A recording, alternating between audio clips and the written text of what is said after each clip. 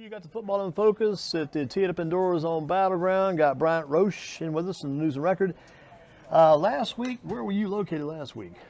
So last week I was at East Forsyth and Page over at the Nest. East won in a running clock affair.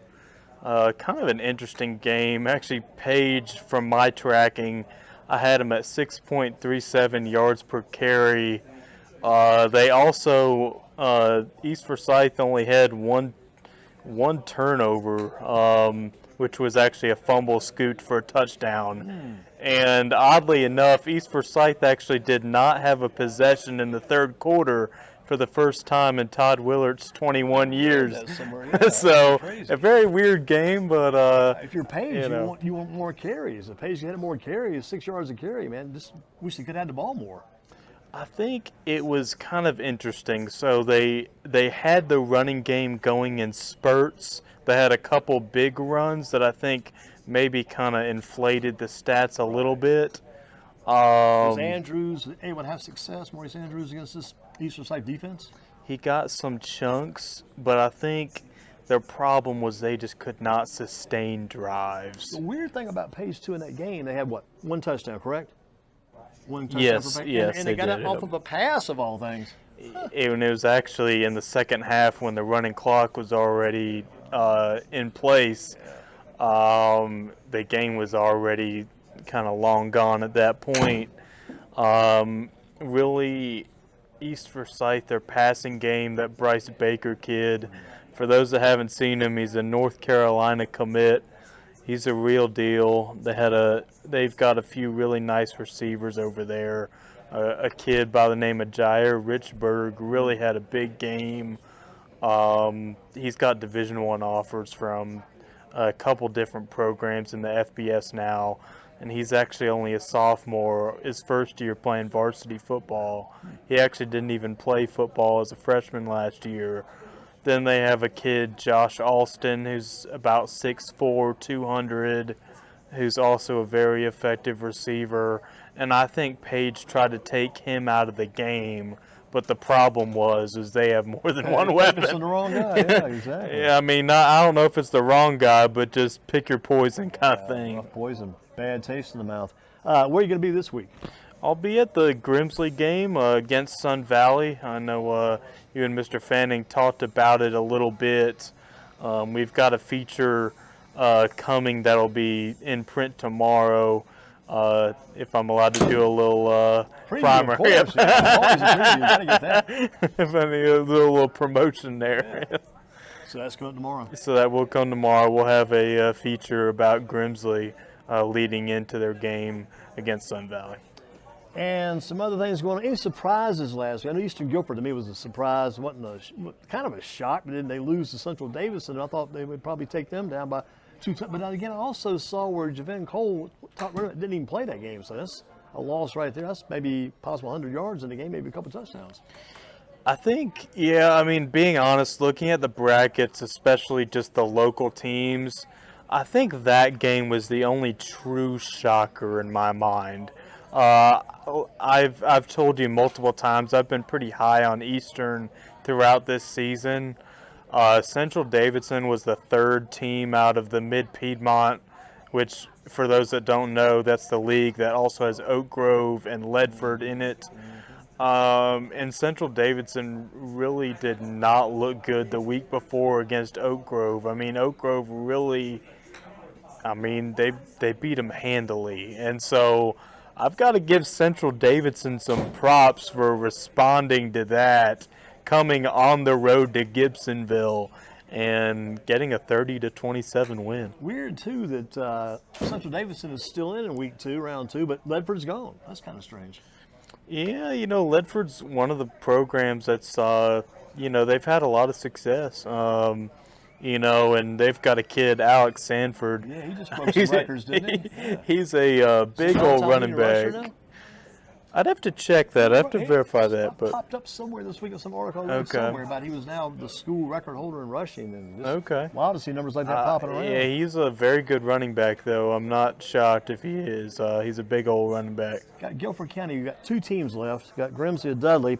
You've got Forsyth County's got 3, so they top us by 1. Alamance County's got 4 teams, and Rockingham got 1 with Reedsville. But boy, it's pretty good. Alamance County, 4 teams left, and 2 of them face each other with Southeast Alamance and Cummings tomorrow night. I think Cummings has got the edge in that one, but I mean that's we're down to just 2. Other guys got more, so it's kind of interesting there too. Southeast Alamance, remember, a new program, Team, yeah. and I think I saw something recently that they might be one of the maybe the first program to be in their first year without a what would you call it, like a Senior trial run or something like that.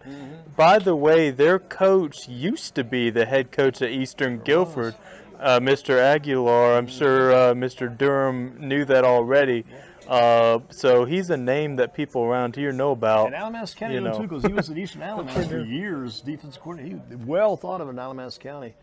And Alamance County, just quickly before we keep moving on, you also got to mention Coach Fritz Hessenthaler had to step away last week. Pretty interesting case. And they had the protest in his honor, in favor of him remaining as coach. Did that the other day. It's pretty interesting at Southern Alamance right now. They're playing great. They've only lost 1 game. They won that playoff game by a sizable margin of orange, beat them like a drum, and it's kind of weird. They're still going on without Coach Fritz. You know, truthfully, I don't follow the program closely. Right. I would say in terms of the Alamance schools, we technically don't have them on our coverage area list. Now, I sometimes, because it is relatively close, they do sometimes cross over to play some of our teams. It probably gives me a chance to get more knowledge about them than maybe some other areas. But truth be told, that we actually don't It's kind cover of weird how them. they've got the Guilford County influence, like Southeast Alamance. Coach Aguilar was at Eastern, then Coach Fritz was at Southeast all those years. So they've got that little drive they're going for the mayor to get the Guilford County possibilities in there. What about Grimsley and Dudley? Both safe going into round 2? Are they both safe right now? Grimsley and Dudley, are they safe? I think so. I'm not usually a guy that likes to just make a bold prediction just for the sake of bold predictions. I really feel confident that these 2 teams will advance to the next round. We talk about both of them in the same area a lot of times too. We got to think too. Grimsley's got to worry about Grimsley. Can't be worried about what Dudley's doing. And Dudley's got to worry about Dudley. Don't worry about what Grimsley's where they're going this week. So they're both still there, but they got to focus on what they can do for themselves. Yeah, I would doubt that the programs are on each other's mind, considering they're on different classifications. But yeah, I guess you could say there is some Greensboro pride in there. But Dudley too, I got to think with Andrew Atmore the second, since he's a former Grimsley player, at one time would have been in line maybe to be the Grimsley quarterback. Who knows how things might have gone differently there, but anyway. That is interesting. I guess you never know.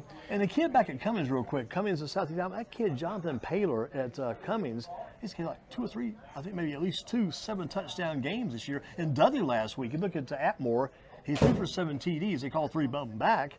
And C.J. Neal with 5 touchdown receptions in the game. They called 3 of them back. Still, penalty. Gotcha, penalty. big numbers though. Big numbers. It's amazing what those guys did. Yeah, Dudley. I think really from the start of the season, we kind of knew they had a lot of weapons. And when you have Atmore in there, who I think, in the action I've seen of him, he looks as good as any quarterback around here.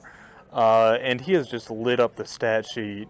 He actually passed Hendon Hooker's record for single season passing yardage, and the week before he had passed the single season touchdown record. So now what we got to find we're out is, talking about history here, I guess. How much can he add up? You hit one of our favorite subjects. We got to find out now who has the all-time Guilford County record in history for most passing yards in a career. We got to find that out now. Who that might be? That's something to look at. I was thinking about guys like Todd Ellis, guys like one of the Elkins brothers at Grimsley, and then you had Hendon Hooker could have it, Dudley. You got Tanner Blue now, got 7,000 yards for the career up Northwest, 7,000 yards in last week's. I think he threw for 250 last week in their road game. But he's got 7,000 for his career, so that's quite a bit. So who's above him, and who's the all-time Guilford County passing yardage leader? Is it something you're thinking about now? Gosh, I'd have to look in the annals. Now, I do know that Al Lee at Reedsville is actually approaching 8,000. 8,000, man. So, and they actually play tonight against West Stokes. Yeah, they're playing because of Veterans Day tomorrow. They moved it up a day. Yeah, I was told, because of Veterans Day that they decided to move the game to Thursday. And a little fun fact in terms of teams in our coverage area, the only matchup this week featuring conference opponents playing against each other. Regional West Oaks. Correct. Of all people. Yes, Wow. indeed. I think it's West Oaks Wildcats. I believe that's the team nickname. We always ask about that before. When I think about all these histories of quarterbacks, it always goes back with me. I always throw back to statewide, the Charlotte Independence with Tom Knotts back in the old days when they had C.J. Leak and Chris Leak. Those were always my standard bearers back in the days. So we'll have to go back and look and see how close these guys around now are to them. Other things to think about, mentioned Dudley and Grimsley quite a bit. One thing to mention too, I think it's in today's paper, you talk about Zach Wiggins, the basketball kid, and Smith's got a scrimmage night. They're hosting that over there at their place this evening with Smith, Moorhead, Orange, and Salisbury. But Zach Wiggins, I think Zach had 34 back on Tuesday. Is that right? He did. He had 34 He played 20 points. minutes, maybe. I'd have to count but the minute totals, but I do know that he did not play in the fourth quarter. He did not play for much of the third quarter, and there were a couple waves in the first half where he was on the bench as well. So you're basically talking about an abbreviated appearance where he scored 18 points in the second quarter and 34 for the game, and I believe it's in the article about Wiggins, but I think he was only missed one 3-point shot. I believe I had him for 8 of 9 from 3. He was just knocking them down. So feed that guy. Yeah. so yeah, he was knocking them down, and he also had an alley-oop dunk at one point. Had a chase down block on the defensive 18 end. points in one quarter, though. That's unreal. Correct. He had 18 points in one quarter. Man, he's tearing it up. Yeah, I remember him all the way back to Sternberger Elementary School. He was at Sternberger, then he went to Mendenhall Middle School, then he went to Grimsley, now over at Wesleyan. His brother Aaron was with us on this exact show back years ago when we were doing the basketball version of the show. Anyway, Aaron was with us back when he was at Wesleyan. I think at that time, before that, he'd been in Grimsley. And then Josh, I call Josh the Creek Man. He's a Creek Man because at the basketball court across the street from where they live, I shoot there every Sunday. Been there for 30 years, I guess. But anyway, when the ball goes in the creek and I'm in trouble, Josh is around. He's the best man to fetch the ball from the creek I've ever seen. He can scale the banners of the creek so well and save that basketball. That's Josh. Maybe it's his long arms. I don't know. Long arms and long about 6'5". Spread the wingspan of the legs. But Josh can tear it up. I can never forget what he's done for me there. The Stork for sure. But that's Josh Wiggins. He's at Fayetteville State currently playing. That is correct. Yes, sir. Yeah. Playing, and Aaron's at OKC right now playing. Yeah. And I call Aaron the dunk master because he was on this same show years ago. And I asked him, I said, "Do you remember the first time you dunked a basketball?" He goes, "Yeah, I do." I said, "Where was that?" He said, "Forest Valley." I said, "Forest Valley, that's my court, man." Because they live across the street. They're in the house on Sundays. Zach, Tim, the father, and the mother are all watching TV, and I'm out there doing my basketball work, and they're sitting there watching television. But they're every Sunday, and this interest in the Wiggins family, because I remember I called Zach High Waters, because Zach was probably in about maybe the 4th or 5th grade, and he was wearing the pants, but he grew so fast, his pant legs were almost up to his knees. He was growing so fast. That's how quick that guy was growing. Well, that's interesting, because in the article I actually mentioned the court that you're referencing, actually. You mentioned Fort Valley? It's in there. I go back and read that's history. That's history right there. I got to bring you my book. I got that book I wrote called 61 by 2, which is based pretty much upon many of my days at that Forest Valley Court. I'm going to bring you one last week. You were here last week. But anyway, you mentioned Forest Valley in an article. It's in there. It's in there. Yeah, they said, Zach said that as boys, the three of them would play 21 on that court across the, across from the house or whatever. And now they're in there watching TV, and I'm out there working still. I'm out there every Sunday. I guess, yeah. That's our court, man. That's it right there. But Zach Wiggins, I mean, he put on a show. Oh, yeah. I was excited. That was my first basketball game of this season covering. Obviously you see some scrimmages and whatever, but Tuesday night was real deal official basketball, and I was happy to get some hoops coverage in the other night. Zach Wiggins will be among the top players ranked in the state. I know he is. It's tough to think he's not after what I saw. He looked pretty dang good. He's a junior this year too, I think. Yes, sir. I think his dad said he was not going to reclass him, go with stickers. He's a junior. Yeah. Amazing. Zach Wiggins and Colin Academy. Guy asked about them today. Colin Academy's got they got Jalen Cross who came in from Northwest last year. They got Seth Harris, whose dad is the AD at Western. Seth middle Correct. schooler. He's at Caldwell. And they got Jawu is coming in from Southeast Guilford. So they are loaded at Caldwell. J3 Swindell, pretty good Oh, player. yeah, J3 Sidell came here from Alabama or Texas about 2 or 3 years ago. Moved up the border there to get here. They're loaded. Multi-sport athlete. Yeah, He does baseball Caldwell too, does doesn't he? pretty good. Baseball, and he's a runner as well. Is he really? The Yeah. baseball part shocked me because I would think Swindell would be only basketball 24/7 every day of the year, but a little baseball too for him. Yeah, it's kind of cool to see some of the kids that still go out and play. Kind of like the Reese kid over at multi-sports Greensboro and Day when he was whatnot. there. The Reese kid who did baseball I think, okay. and basketball for Yeah. Greensboro Day back in the day.